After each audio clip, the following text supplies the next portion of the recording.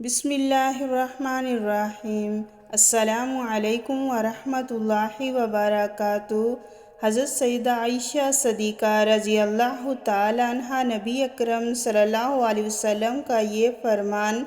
نقل کرتی ہیں، جس شخص کے ساتھ کوئی بھلائی کی جائے اسے اس کا بدلہ دینا چاہیے، اور اگر وہ اس کی استطاعت نہ رکھتا ہو تو اس کا ذکر کرنا چاہیے، کیونکہ جو شخص اس کا ذکر کر دے گا وہ اس کا شکریہ ادا کر دے گا، اور جو شخص کسی ایسی چیز کے حوالے سے خود کو سیر ظاہر کرے جو اسے نہ دی گئی ہو تو وہ جھوٹ کے دو کپڑے پہننے والے کی مانند ہے۔ مجمع الزوائد، حدیث نمبر 13641۔ حضرت ابوبکر رضی اللہ تعالیٰ عنہ روایت کرتے ہیں، نبی اکرم صلی اللہ علیہ وآلہ وسلم نے ارشاد فرمایا،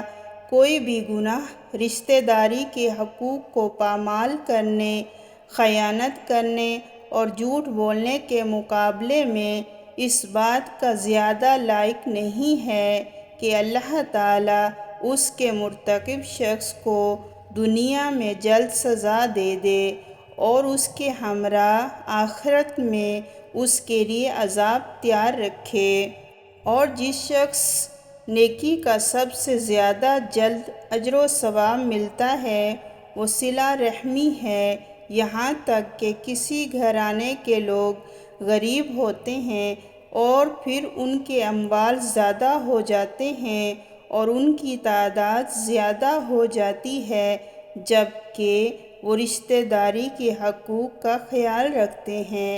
مجمع الزوائد، حدیث نمبر 13456۔